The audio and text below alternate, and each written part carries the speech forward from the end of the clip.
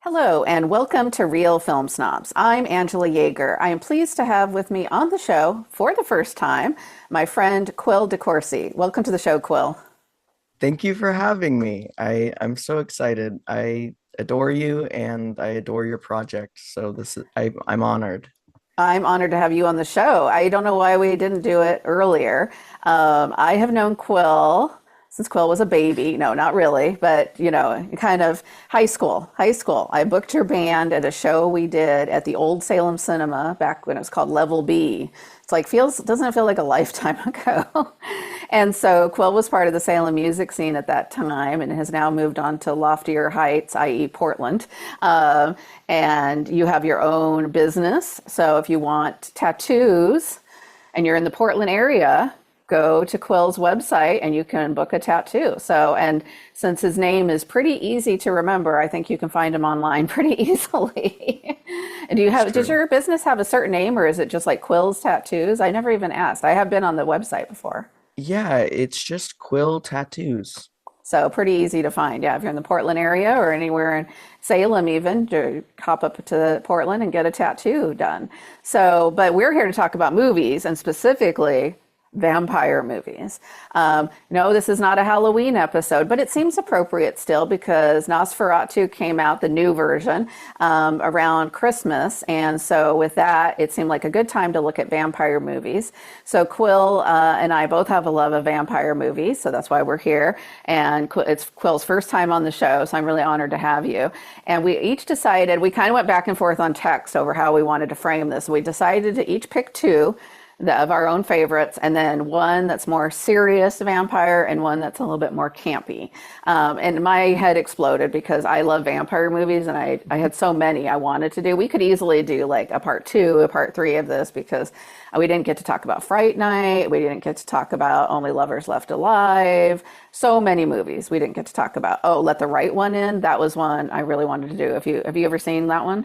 I have. I've only seen Don't tell me the remake. no, the European one. Okay, good. Because that's the right one. That's the correct answer. The Swedish version's the better one. Some people say the American remake's okay, but it's like, no, just the original is the best one. So there's a lot of good vampire movies out there, is my point. So I had a hard time narrowing it down. But we're going to kick it off with my first pick, which is the original, the one that started it all for movies, 1922's Nosferatu, directed by F.W. Murnau. And, the Germans know how to do vampire movies. We'll just say it that way, because Bram Stoker, the original author of Dracula, of course, this is based on his book, but it was an unauthorized version. And so they had to change all the names, including the name of Dracula, to Nosferatu. It's essentially the same story. So if you've seen Dracula or you've read Dracula, Nosferatu is the same story, just all the names are different.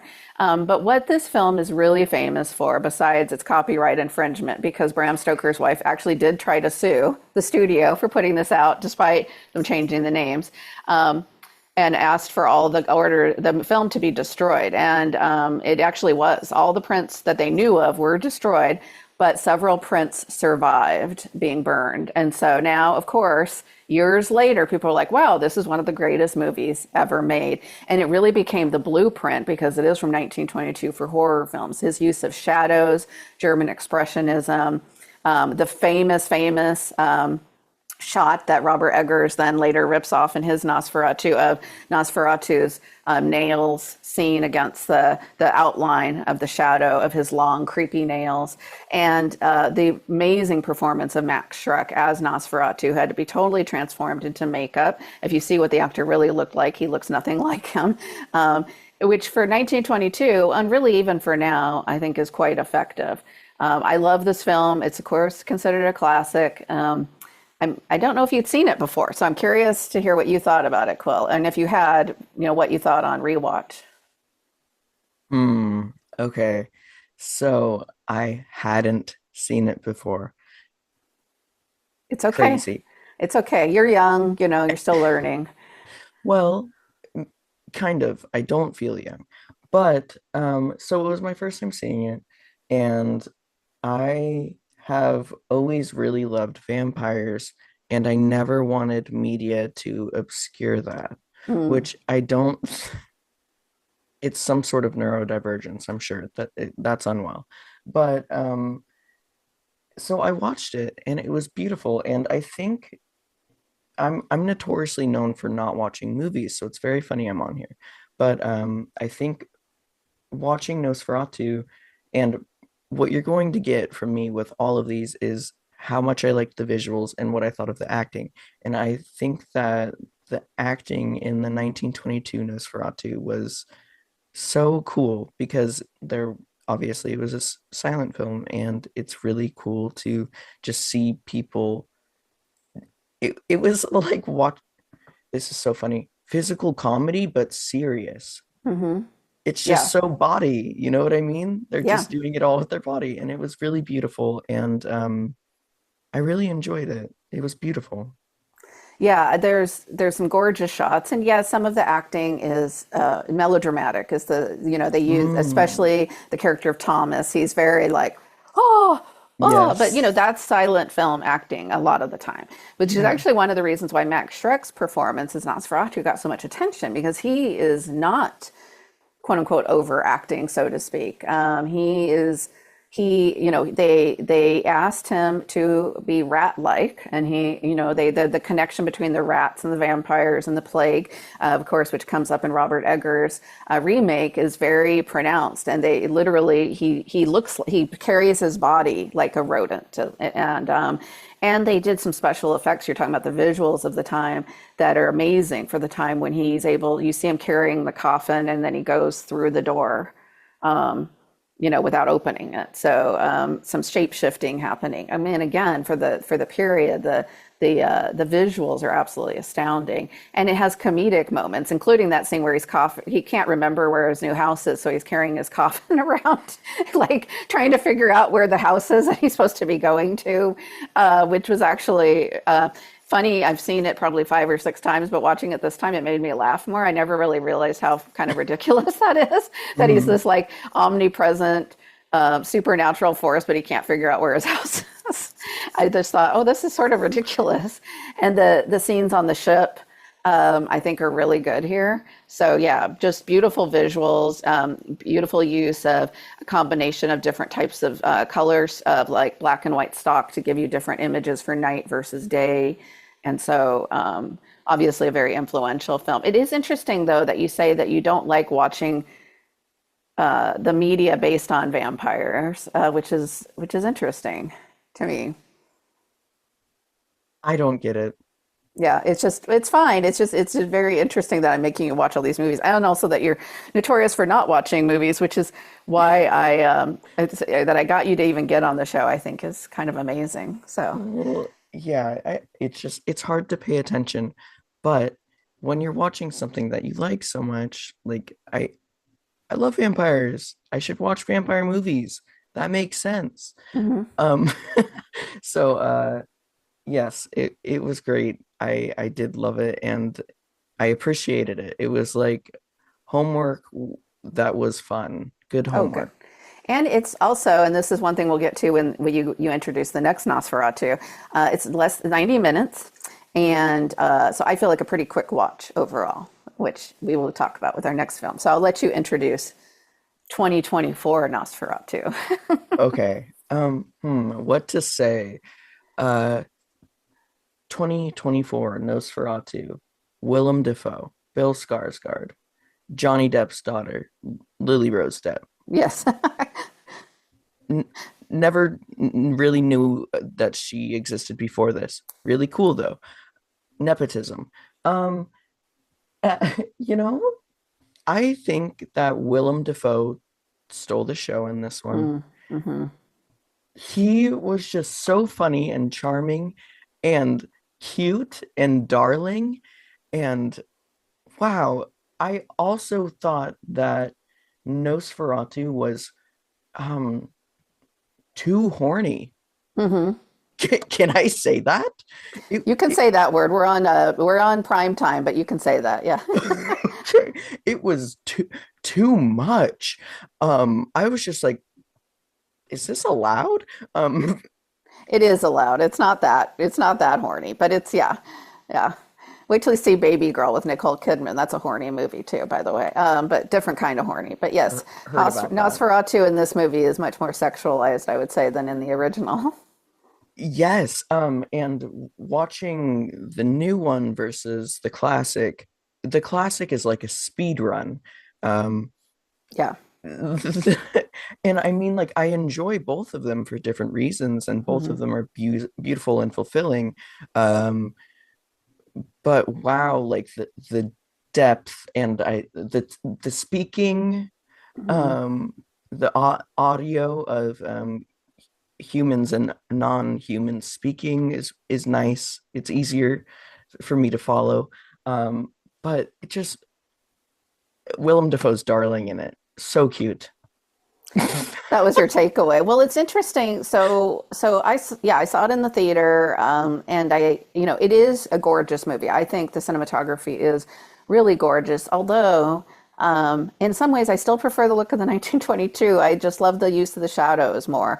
Um, my biggest issue with the new one is the length. It's almost 2.5 hours, and I didn't feel like it needed to be that long. I felt like it could have been pared down because it is a story we know, right? So we know the Hmm. Dracula origin story. We know for a while there, I was kind of like, especially at the beginning, I was like, let's get to Dracula. Like it's all this stuff with Nicholas Hoult playing the character Thomas, and Lily Rose Depp, of course, is his love, who is also Nosferatu's love.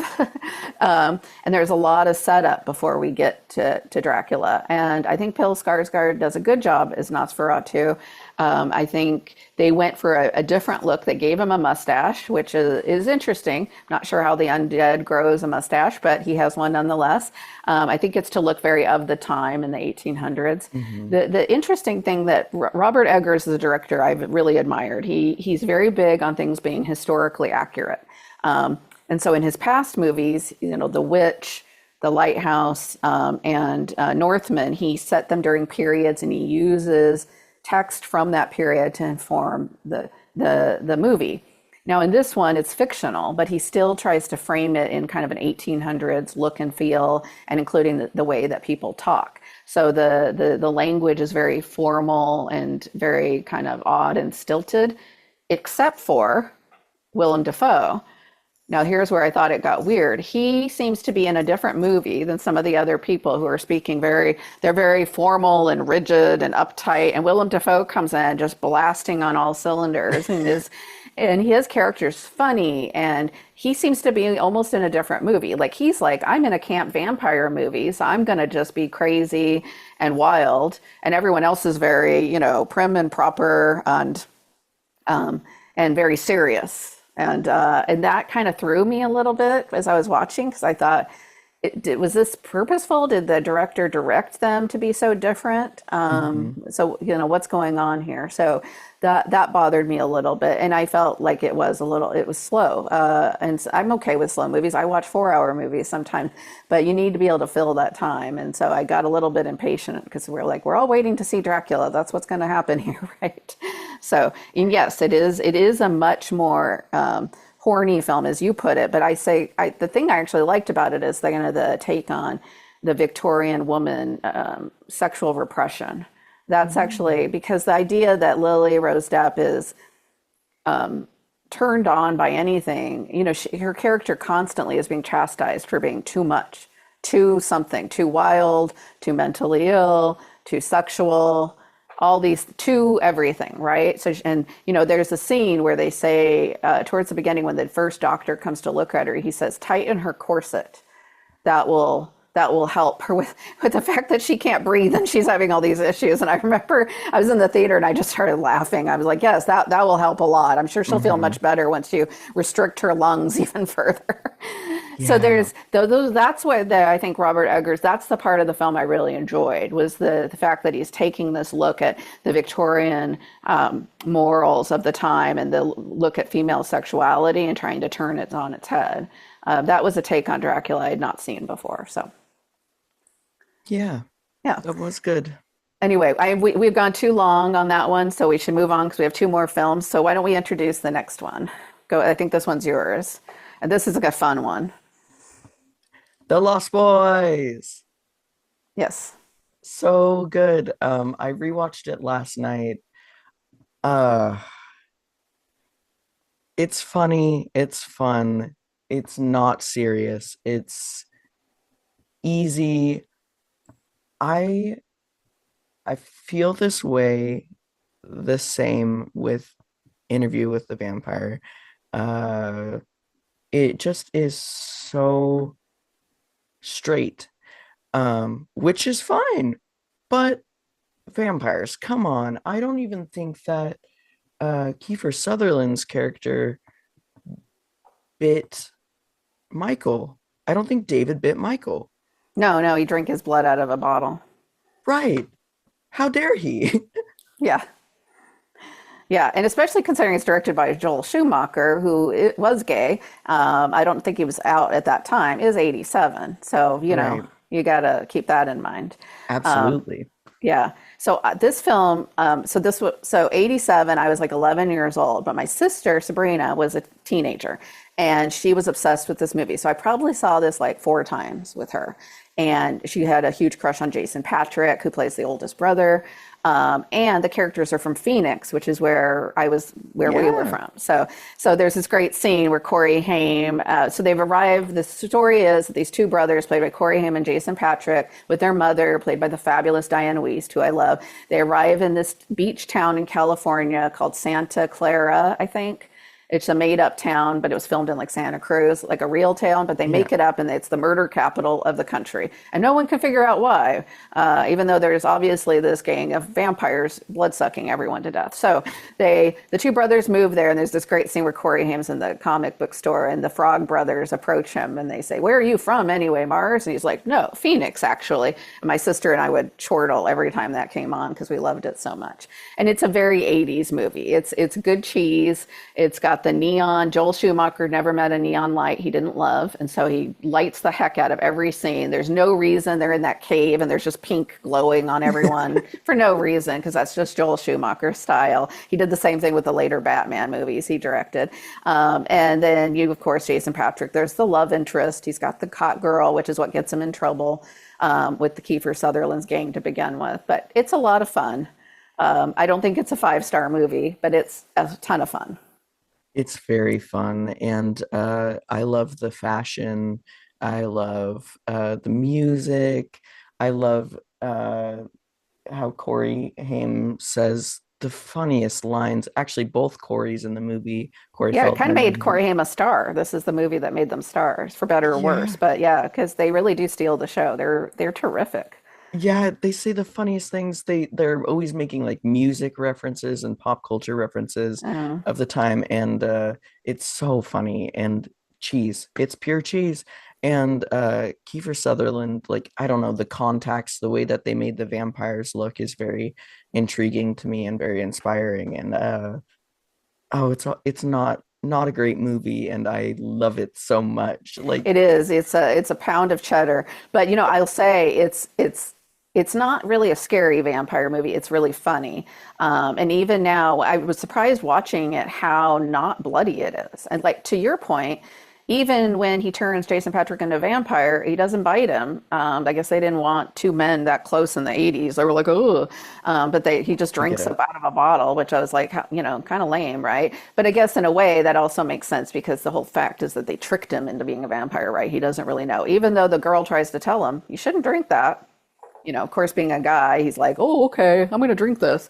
So, because she just told me not to. She doesn't know what she's talking about. What could be in there? Well, blood. So, it's it's cheesy. It's got the soundtrack. I do like the music, although I have to say it's funny. Julian walked in while I was watching it. He does not like vampire movies or anything scary at all. But he was like, "Why didn't they just use the original song by the Doors? Because they have the People Are Strange." And I was like, "Well, Yeah. my guess is they didn't have the budget for the rights, and so they had a cover of it." But it's still, I love that song. The usage in it, it is perfect. It would have been great if they were able to use the Doors version, but I'm guessing it was a rights issue that they didn't have the rights, so they had. I think it's Echo and the Bunnymen who actually cover it in the Yeah. movie, right? And then the Jim Morrison shrine. Do people Yeah. talk about that enough?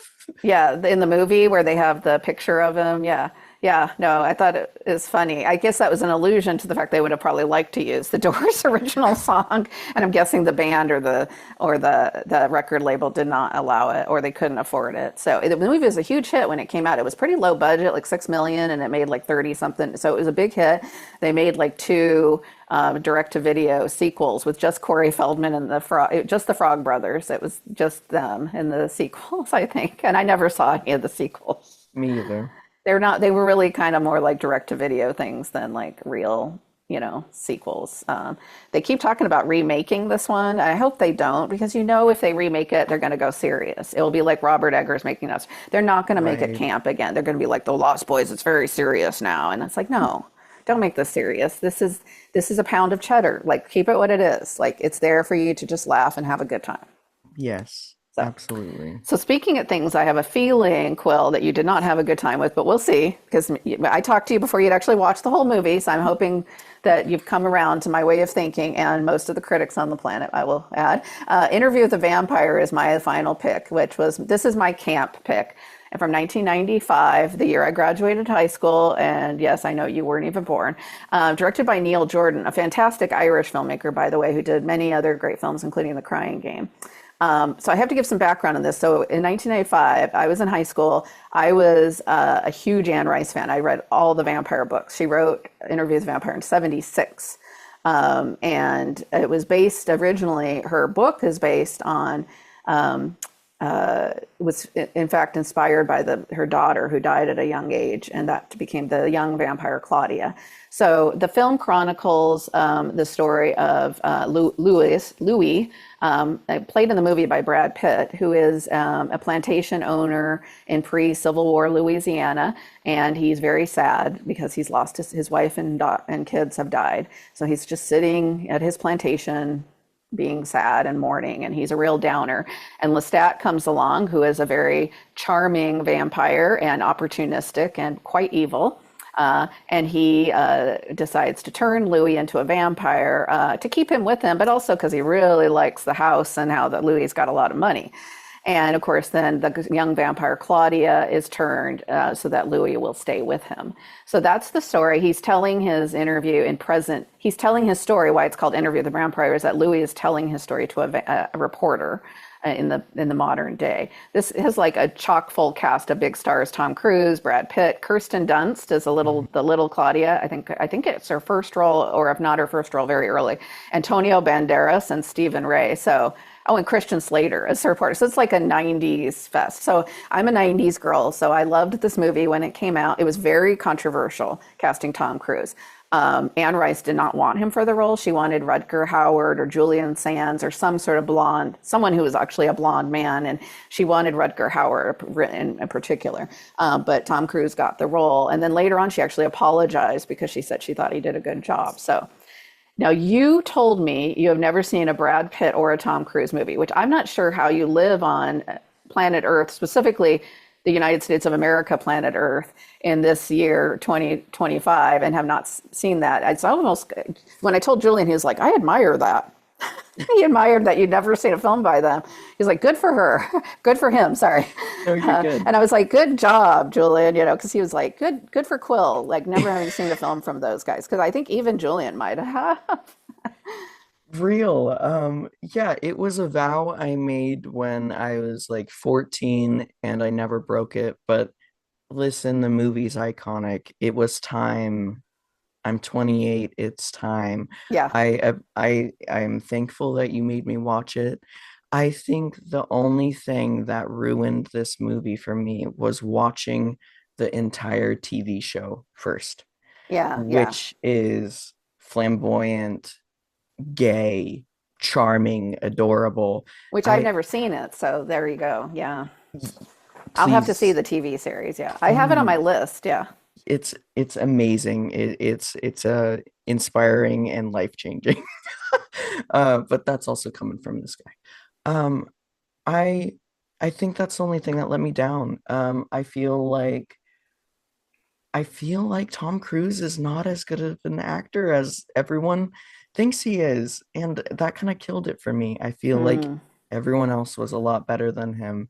yeah. Um, Yeah, you mentioned in your text to me you thought Brad Pitt was a good, but not you were just not digging Tom Cruise at all. So maybe you maybe had your vow for a reason never to watch a Tom Cruise movie. So yeah, I mean what was it. the reason for this vow at age 14 though? Was it just because Tom Cruise was so popular and you were like, can't stand him, so I'm never going to watch a movie of his? Or I mean, I know you're trying to think back to your 14-year-old brain, but I'm just curious, what causes a 14-year-old to go, I'm never going to watch a Tom Cruise movie? I think it was to be different. Yeah. Yeah, because everyone's seen one, even if they don't want to, which I think was Julian's point. Like he would prefer not to have seen a Tom Cruise movie, I'm sure, but it was like if you grew up in the 80s or the 90s, it was sort of inescapable. You saw a Top Gun or something, you know? I So, love Julian. That's excellent. Yes, it was just okay. Like visually beautiful. Um, the men were beautiful. Love it. It was gorgeous. But uh I feel like Tom Cruise just kind of made Lestat a little bit flat. interesting. And you mentioned to me, like, so we were talking about Lost Boys not being gay enough. Now, you said this one. Now, this one is a little gayer, though, than Lost Boys, you have to admit. Yeah, because A they're lot. basically yeah, a lot. Because they're basically, I mean, yeah, they don't show a lot, but it's the 90s, right? So Yeah. yeah, but they're basically like a married couple, and they have this kid now. So I mean, that's really what it's like. Hmm. Yes, and I suppose it wouldn't have been bigger if it was more gay or more like the novels or whatever. And I respect that and I get it.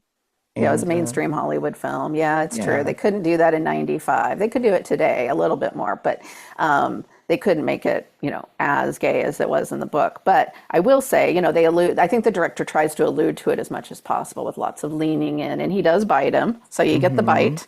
Yay. So, yeah, so you do get some vampire action there. I love this film because obviously it was one of my youth, but also I do love the look of it. I just think it's a gorgeously. They shot it on location in Louisiana, and I feel like you can sense that, and it's Hmm. in the feeling. And they sent the plantation is a real plantation. So, I mean, I love that on location shooting aspect. And Kirsten Dunst, a lot of people think she kind of steals the movie as the young Claudia. She's so little and vicious.